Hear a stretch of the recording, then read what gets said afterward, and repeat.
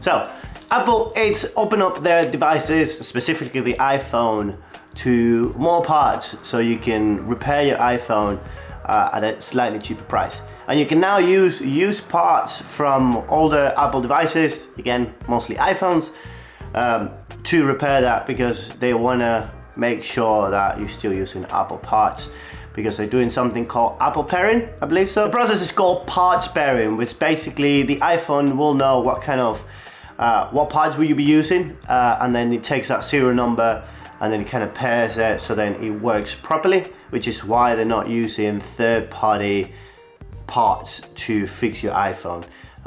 Because if you do that, then there may be some things, you might get notifications on your phone. It says that the notifications get pretty annoying. And then things like in the future trying to fix Face ID and Touch ID on all the phones with all the parts that are not Apple parts, then those things might not work. The change will apply to displays, batteries and cameras for now, and then in the future we'll see Touch ID and Face ID for those repairs. But at the moment, those are the things that can work. But yeah, you know, you can buy a old iPhone, and then as long as that iPhone that you bought that is old has genuine Apple parts inside it, you can use those parts to fix your iPhone on selected devices, whatever that means. But yeah, at least now it's slightly cheaper and it's slightly better to fix your current iPhone. And then, as you can see behind me, I'm just catching up with the F1. So we got qualifying going on at the moment.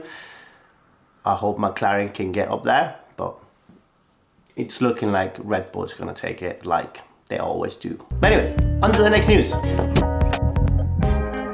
But in other news, the App Store Store, which is going to be the alternative App Store for iOS devices, is now officially live for your iPhone.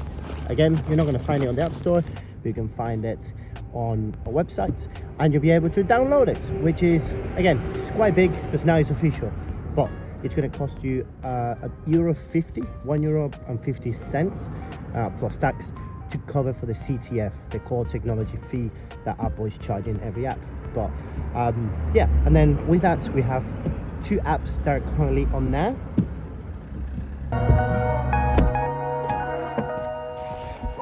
One being the very famous emulator called Delta, and it's a very popular emulator that you can play Game Boy games, you can play Nintendo 64 games and many other emulators alongside the Nintendo saga. And then you have Clip, which is a clipboarding manager or a clipboard manager, so you can basically copy and paste, and but it saves all the copies that you take from different things, and then that will cost money as well. What Outstore is doing to try and mitigate the prices that Apple is charging them, again, is going to cost you $1.50 or €1.50 plus tax, which will probably come to closer to €2 a year to cover for the core technology fee that Apple is charging. I said this in couple of videos ago when this was still kind of like on the fence of happening, but now it's happening. So you're going to have to pay €1.50 plus tax, right?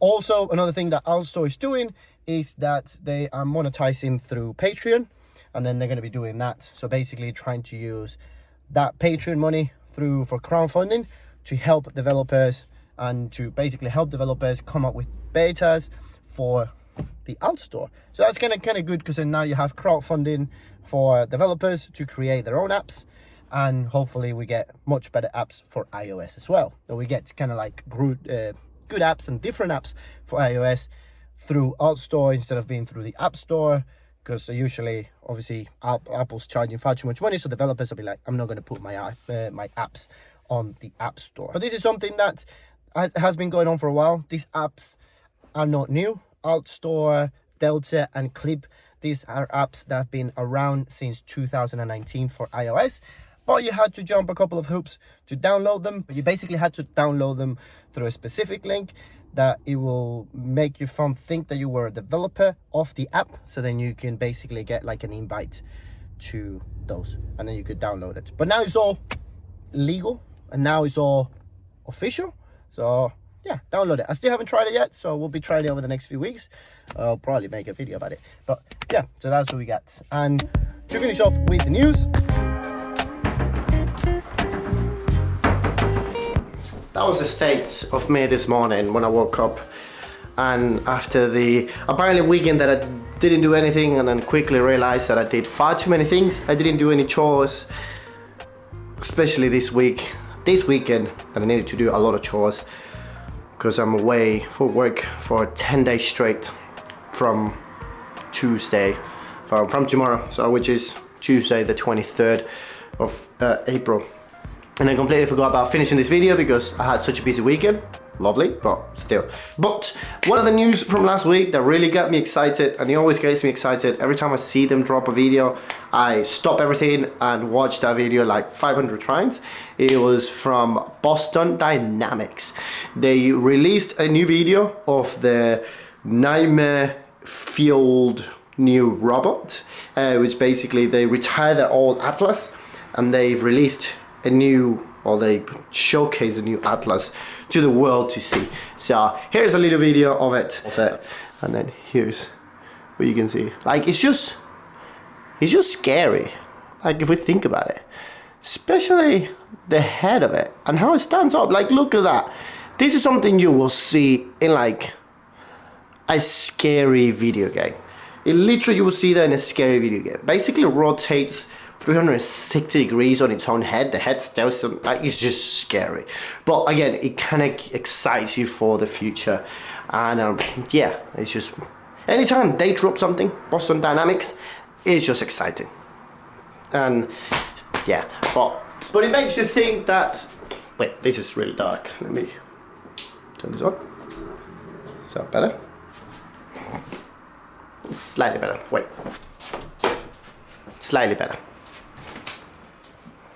Even better, there you go.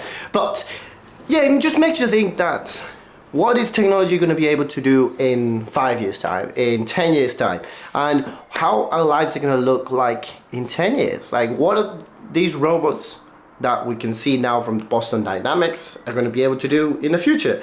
Are they going to be part of society? Are they going to just conquer us and take over the world?